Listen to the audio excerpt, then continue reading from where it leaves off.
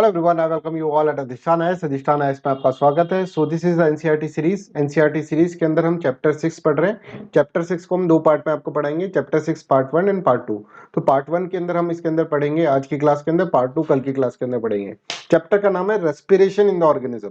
हम डाइजेशन पढ़ चुके हैं बच्चों कि डाइजेशन कैसे होता है, ये समझ चुके हैं। अब हम रेस्पिरेशन के बारे में समझेंगे। हम सांस कैसे लेते हैं। सांस बहुत इंपॉर्टेंट है। अगर हम देखें तो फिलोसफिकल डायमेंशन के अंदर भी सांस का बहुत महत्व है, राइट।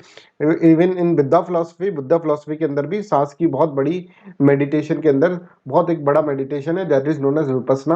तो सांस को आज हम समझेंगे कि रेस्पिरेशन किस तरह से होता है, किस तरह से हम क्या क्या इनटेक करते हैं, क्या क्या हम इनहेल करते हैं, क्या क्या हम एक्सलेट करते हैं, राइट। वो सब चीजें हम इसके अंदर समझेंगे। और भी बहुत सारी चीजें, बहुत सारे डायमेंशन हमको इसके अंदर समझ रहे हैं, है ना। बहुत इंपॉर्टेंट चैप्टर है, और इतना इंपॉर्टेंट चैप्टर है, और ये सीरीज बहुत इंपॉर्टेंट है साइंस एंड टेक्नोलॉजी की।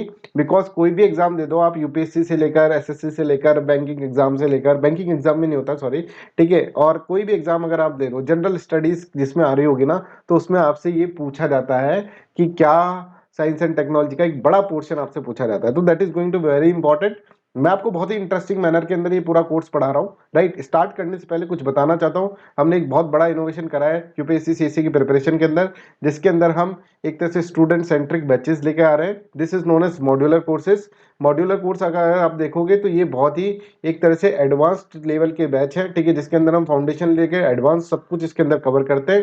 कंप्लीट कवरेज ऑफ सिलेबस है, पीडीएफ्स आपको प्रोवाइड कर रही है, डेली आंसर राइटिंग प्रोग्राम यहाँ पर है, ठीक है। लास्ट ईयर के पेपर डिस्कशन हम यहाँ पर कर रहे हैं, स्पेशल मेंस टेस्ट सीरीज है, बजट इकोनॉमिक सर्वे, सब कुछ इसके अंदर कवर कर रखा है, राइट। तो 60+ क्लासेस के अंदर हम आपको ये सारी चीजें पढ़ाएंगे, आपको आंसर राइटिंग भी समझाएंगे, हम आपको प्रीवियस ईयर के पेपर्स भी करवाएंगे, सब कुछ इसके अंदर करवाएंगे।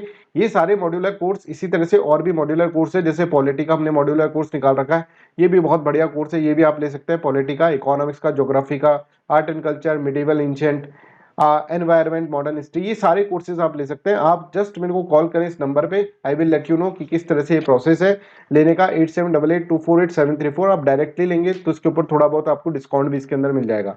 वैसे इसकी फीस जो है 3500 रुपीज है। आप कॉल करें, कॉल करके मेरे से एक बार बात करें, then I will let you know कि क्या किस तरह से आपको ये कोर्सेज मिलेंगे, क्या इस कोर्सेज का इंपॉर्टेंस है, वो सब कुछ आपको बताया जाएगा, राइट। तो ये सारे कोर्सेज अभी हमारे पास अवेलेबल है। इंटरनेशनल रिलेशन का कोर्स भी अवेलेबल है, ठीक है। और इसके अंदर आप देखेंगे इंटरनेशनल रिलेशन के साथ साथ यहाँ पर अगर आप देखें तो हमारे पास इथिक्स का कोर्स भी यहाँ पर अवेलेबल है। तो ये भी कोर्स भी आप ले सकते हैं, और बहुत ही सस्ते के अंदर ये कोर्स अभी मिल रहे हैं, राइट। बाद में ये कोर्स बड़े महंगे हो जाएंगे, राइट। चलिए तो आइए अंडरस्टैंड करते हैं रेस्पिरेशन प्रोसेस को। वाई डू वी रेस्पायर, भाई हम सांस क्यों लेते हैं? अरे सर, जिंदा रहने के लिए सांस लेते हैं। ये तो आपका कोई भी आंसर दे देगा, ठीक है। ये तो बाहर किसी से पूछेगा भाई आप सांस क्यों लेते हो, बोलेगा जिंदा रहने के लिए लेते हैं। बट सांस लेने से क्या हो रहा है सर शरीर के अंदर? शरीर के अंदर हमारे देखेंगे, हर शरीर के अंदर हर बॉडी पार्ट में बहुत सारी, मतलब हम शरीर के अंदर सबसे स्मॉलेस्ट और फंक्शनल यूनिट अगर हम देखेंगे, स्मॉलेस्ट स्ट्रक्चर और फंक्शनल यूनिट, वो सेल होती है। सेल मतलब आप देख ही नहीं सकते, नेकेड आइज से तो आप देख ही नहीं सकते। सेल के बारे में हम पढ़े पिछले लेक्चर्स के अंदर, चैप्टर 2 के अंदर हमने आपको सेल के बारे में पढ़ाया। तो आप देखो सेल जो होती है that perform a very very important functions, ठीक है। जैसे न्यूट्रिशन, ट्रांसपोर्ट, एक्सक्रीशन, रिप्रोडक्शन, ये सारे फंक्शन जो होती है, हर जो सेल होती है वो परफॉर्म करती है। कई कई जो होते हैं ऑर्गेनिज्म, मैंने बताया था आपको अमीबा के बारे में। अमीबा के अंदर तो भाई साहब उसकी तो किस्मत के अंदर एक ही सेल रखी है। पूरे अगर हम देखें पूरे अमीबा के अंदर एक ही सेल होती है, वो होता है यूनिसेलुलर, ठीक है, एक ही सेल है उसके अंदर, ठीक है। हमारे अंदर क्या है, हमारे अंदर बहुत सारी सेल है, अनगिनत, ठीक है। हम सेल को देख भी नहीं सकते। अगर हम थोड़ा सा ऐसे निकालेंगे ना पोर्शन अपना, ठीक है, निकालना नहीं है, तो उसके अंदर बहुत सारी करोड़ों सेल्स होंगी, right. I hope this is clear. तो इन सब और सेल क्या कर रहा है, सेल ये सब काम कर रहा है, न्यूट्रिशन प्रोवाइड कर रहा है, ट्रांसपोर्ट कर रहा है, एक्सक्रीशन कर रहा है, रिप्रोडक्शन कर रहा है, ये सारे काम सेल कर रहा है। तो इस सेल को बोलेंगे भाई तू सारे काम करता है, तो हम तुमको क्या करेंगे, हम तुमको एनर्जी प्रोवाइड करनी होगी। और एनर्जी प्रोवाइड करने के लिए, इन सभी फंक्शन को परफॉर्म करने के लिए एनर्जी चाहिए होता है। और एनर्जी जो होती है वो कहां से आती है, ये अपन को इसके अंदर समझना होगा कि एनर्जी जो होती है वो कहां से आती है। एनर्जी खाना खाने से आती है सर, हाँ। बट अगर एनर्जी, अगर आप देखेंगे रेस्पिरेशन अगर आप छोड़ देंगे, सिर्फ खाना खाएंगे, वो डाइजेशन वाला प्रोसेस, तो डाइजेशन आपका होगा ही नहीं। उसको डाइजेस्ट करने के लिए, फूड को डाइजेस्ट करने के लिए आपको एनर्जी चाहिए, मतलब आपको ऑक्सीजन चाहिए, और ऑक्सीजन आपके पास कहां से आएगी, रेस्पिरेशन के थ्रू आएगी। समझ में आ रहा है? तो हम रेस्पायर इसलिए करते हैं जिससे कि हमारी सेल को एनर्जी मिल सके इन सब काम करने के लिए। और सेल को एनर्जी कैसे मिल रही है? जब हमारी शरीर के अंदर ऑक्सीजन जा रही है, तो ऑक्सीजन इज हेल्पिंग, ठीक है, in what in the process of digestion, oxygen जो है हेल्प कर रही है, राइट। तो आप यहाँ पर देखो, even when we are eating, जब हम खा रहे हैं, जब हम सो रहे हैं, जब हम पढ़ रहे हैं, अभी इस समय भी हमारी जो आप वीडियो देख रहे हैं, तो इस समय आपकी एनर्जी जो है वो लग रही है बहुत सारी। तो ये एनर्जी कहाँ से आती है? कैन यू से why your parents said that you should eat regularly? हमेशा आपको खाना चाहिए, है ना, अच्छे से खाना चाहिए। खाना क्यों चाहिए? बिकॉज खाने के अंदर क्या होता है, food has stored energy, food के अंदर स्टोर्ड एनर्जी है, और which is release during the respiration, respiration के टाइम पर वो एनर्जी जो होती है वो रिलीज होती है। तो वो एनर्जी सेल को कहां से मिल रही है? एनर्जी आप देख रहे हैं सेल को कहां से मिल रही है? सेल को मिल रही है फूड से, ठीक है। पर फूड की एनर्जी जो रिलीज होती है, ठीक है, वो रेस्पिरेशन के प्रोसेस के टाइम पर रिलीज होती है एनर्जी, ठीक है। Therefore all living organism respire to get energy from the food. Food से एनर्जी लेने के लिए सभी जो ऑर्गेनिज्म है उनको क्या करना होगा? उनको रेस्पायर करना होगा, ठीक है, उनको रेस्पिरेशन करना। तो व्हाई डू वी रेस्पायर? ये समझ में आ गया, हम क्यों रेस्पिरेशन कर रहे हैं, क्यों हम सांस को ले रहे हैं, कितना मेहनत का काम है, सांस को ले रहे हैं, अंदर डाल रहे हैं, फिर क्या कर रहे हैं, एक्सेल कर रहे हैं, ठीक है, कितना मेहनत का काम है, रिटेन कर रहे हैं, फिर एक्सेल कर रहे हैं। ये जो प्रोसेस है हर सेकंड ये चल रहा है ये प्रोसेस, ठीक है। तो ये जो प्रोसेस है बड़ा ही इतना कॉम्प्लिकेटेड सा प्रोसेस, ये हम कर क्यों रहे हैं? ये इसके कारण ही हमको एनर्जी मिल रही है भाई। फूड से एनर्जी जो मिल रही है वो सांस के कारण ही मिल रही है, क्योंकि सांस से हम क्या कर रहे हैं, ऑक्सीजन ले रहे हैं, और ऑक्सीजन जो है, जो हम फूड खा रहे हैं, कार्बोहाइड्रेट खा रहे हैं, उससे ऑक्सीजन मिलकर फिर हमको एनर्जी दे रहा है, ठीक है। अभी हम पढ़ते हैं, देखो, in during breathing we breathe air, हम एयर को ब्रीथ करते हैं, ठीक है, इसके साथ साथ ऑक्सीजन फ्री में आ जाती है हमारे पास। We breathe out air which is rich in the carbon dioxide. तो आदमी क्या करता है, सांस लेता है, जब सांस ले रहा है तो ऑक्सीजन ले रहा है उसके साथ साथ, और जब सांस छोड़ रहा है तो उसके अंदर कार्बन डाइऑक्साइड छोड़ रहा है। तो ये ऑक्सीजन कार्बन डाइऑक्साइड में कैसे कन्वर्ट हो गई? ये देखो हो क्या रहा है आप देखोगे, अब बिल्कुल ध्यान से समझना चीजों को। देखो, ग्लूकोज है C6H12O6, पढ़ी थी बचपन में। ये क्या कर रहा है, इन प्रेजेंस ऑफ ऑक्सीजन, ठीक है, ऑक्सीजन की प्रेजेंस के अंदर क्या कर दे रहा है, अगर ये ऑक्सीजन नहीं होगी तो कुछ और बना देगा। ऑक्सीजन की प्रेजेंस में क्या बना रहा है, CO2 प्लस वाटर, और इसके साथ साथ क्या है, इसके साथ साथ एनर्जी, ये एनर्जी है। अगर हम ऑक्सीजन को रिस्पायर नहीं करेंगे, अगर ऑक्सीजन को नहीं लेंगे अंदर, ठीक है, तो आप ये देखेंगे C6H12O6 जो होगा CO2 और H2O के अंदर कन्वर्ट नहीं हो पाएगा, और एनर्जी रिलीज नहीं होगी, और ये एनर्जी हमारी सेल यूज कर लेती है वो सारे कामों के लिए जो मैंने अभी आपको बताया था। अच्छा सर, तो रेस्पायर हम क्यों करते हैं? अभी तक तो हमको ये था कि ऑक्सीजन जो होती है हमारे लिए इंपॉर्टेंट होती है, क्यों होती है हमें पता नहीं था भाई। ये प्रोसेस जो होगा, इस प्रोसेस के लिए इन प्रेजेंस ऑफ ऑक्सीजन ये प्रोसेस हो रहा है ना। I hope this is clear to everyone. तो इससे CO2 H2O और एनर्जी हमारे पास हो रही। This is how you have to understand. देखिए, the air we breathe in the transported to all the part of the body and ultimately to each cell. In the cell the oxygen in the air helps in break down of the food, जो मैंने आपको बताया। The process of break down of the food in the cell which release energy, जिससे energy release होगी, is called the cellular respiration.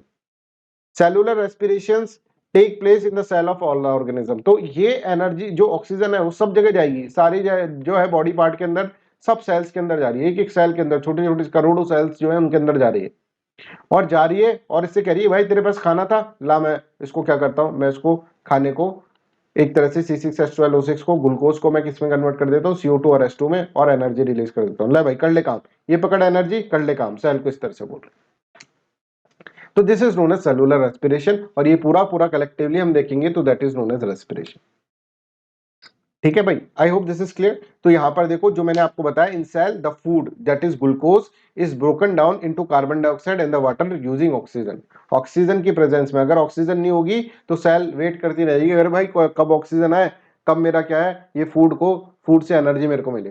When breakdown of the glucose occurs without with the use of oxygen, with the use of oxygen, जब oxygen हम use कर रहे हैं तो उसको aerobic respiration बोल रहे हैं, that is known as aerobic respiration.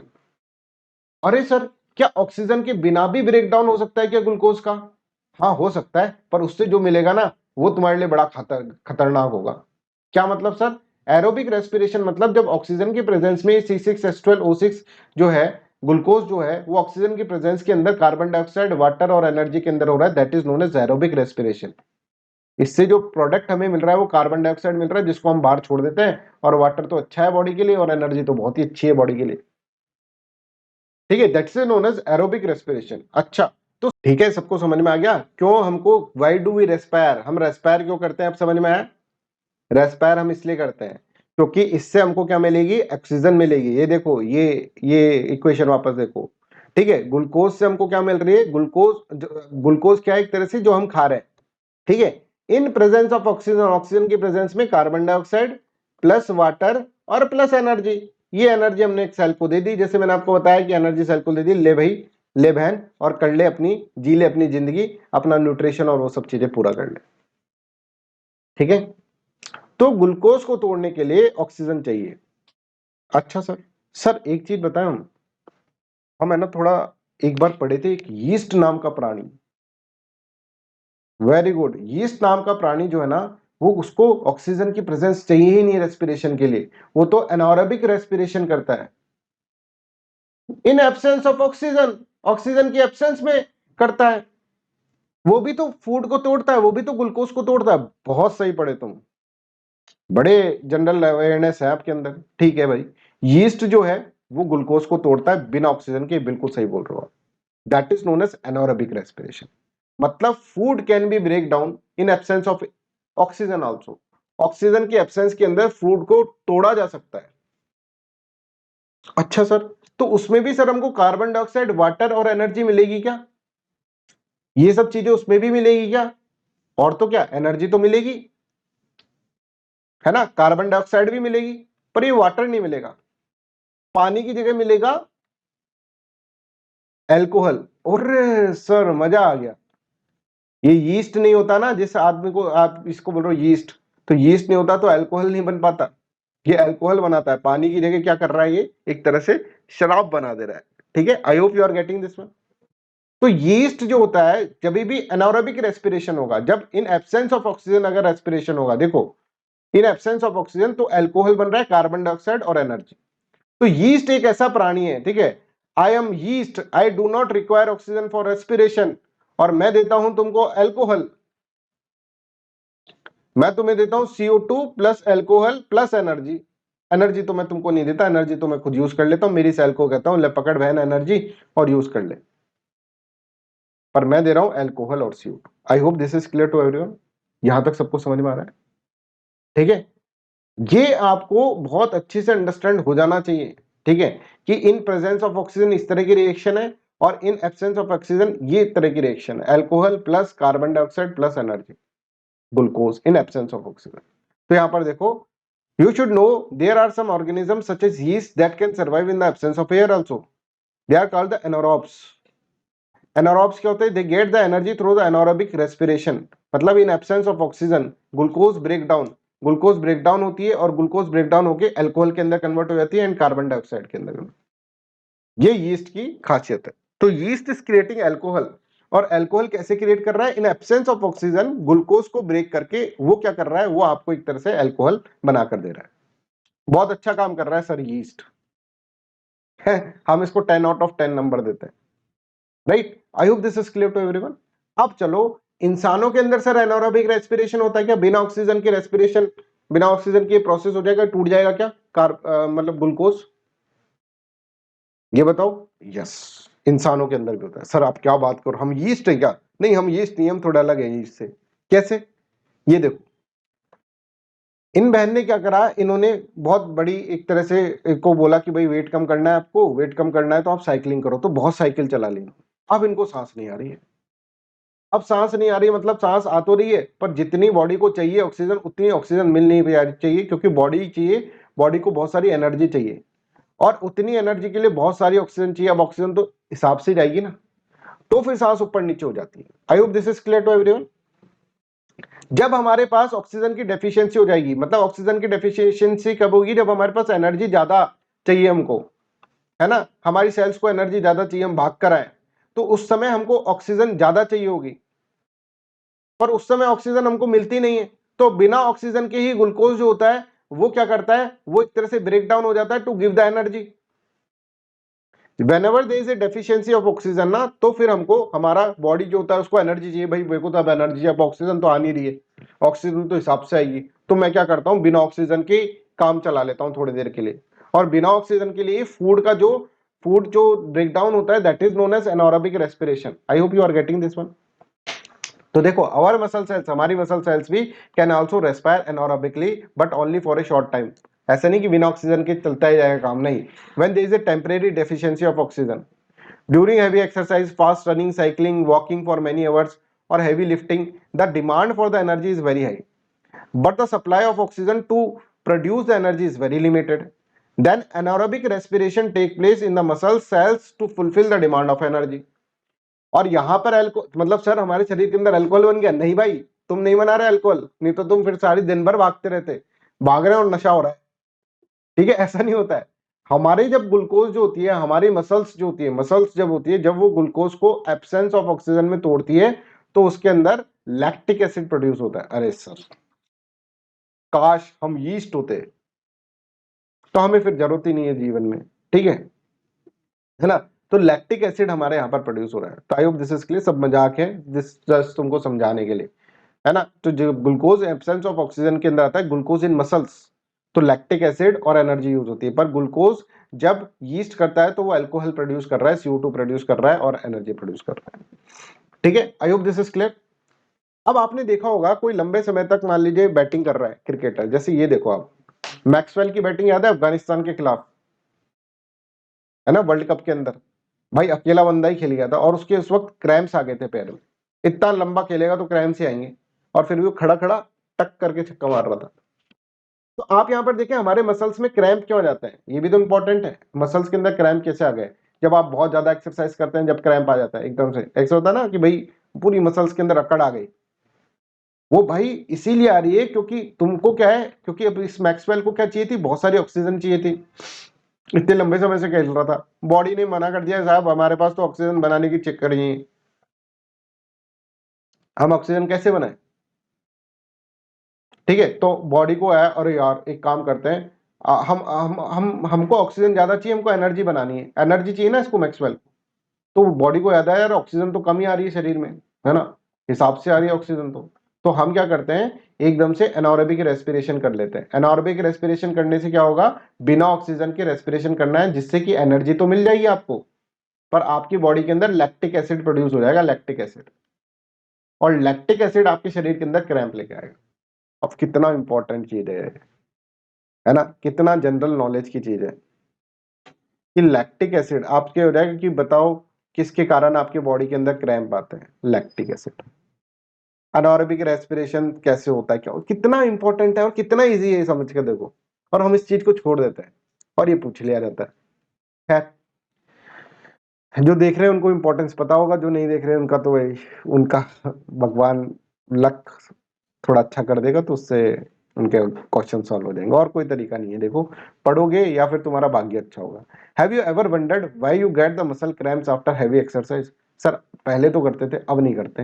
The cramps occurs when the muscle sales respire anaerobically. अब क्या होगा ये देखना, तुम देख रहे हो मैच, सारे तुम्हारे दोस्त बैठे हैं, इतने में प्लेयर के आगे क्रैम्प, तुम क्या बोलेगे, अरे पता है पता है पता है, सुनो ये जो क्रैम्प है ना, ये पता है क्यों है, क्योंकि हमारी बॉडी बिना ऑक्सीजन के एनर्जी प्रोड्यूस कर रही है। क्यों, ऑक्सीजन तो लिमिटेड जा रही है। अब इस भाई को ऑक्सीजन की ज्यादा, इसको एनर्जी की ज्यादा जरूरत थी, ऑक्सीजन लिमिटेड आ रही, तो बिना ऑक्सीजन के हमने क्या करना, हमने इसने रेस्पिरेशन स्टार्ट कर दिया, इसकी सेल ने अनारोबिक रेस्पिरेशन हो रहा है। इसके कारण क्या हो रहा है, instead of CO2 and water what is forming, lactic acid is forming. समझ में आ रहा है, वहां छक्का पड़ा पर तालियां आपके लिए बजेंगी, यार क्या बात है भाई। The partial breakdown of the glucose produce lactic acid. ठीक है, and the accumulation of lactic acid, जब लैक्टिक एसिड एक्यूमुलेट हो जाता है एक जगह तो उससे मसल्स के अंदर क्रैम्प आ जाता है। तो glucose in absence of oxygen will give you lactic acid plus energy. I hope this is clear to everyone.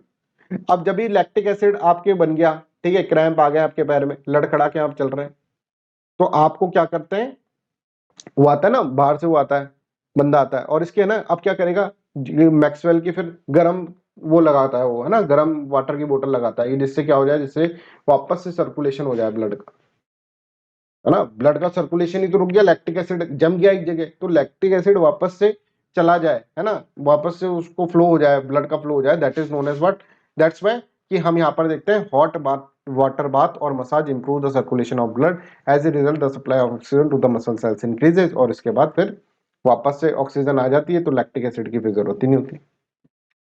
I hope this is clear to everyone, यहाँ तक आप समझ गए। तो आज की क्लास के अंदर हम यहीं तक पढ़ रहे हैं, ठीक है, फिर कल की क्लास के अंदर पार्ट सेकंड पढ़ते हैं। आज की क्लास में बहुत इंपॉर्टेंट बातें करी है, ठीक है, बट जिसको समझ में आएगी, ठीक है, इसकी इंपॉर्टेंस वही जान पाएगा भाई। इतने इजी क्वेश्चंस हम सॉल्व कर देते हैं और छोड़ देते हैं, और इजी क्वेश्चन छोड़ो ना, तुम मजा नहीं आ रहा क्या पढ़ने में, बॉडी की चीजें पता चल रही है और क्या चाहिए, है ना।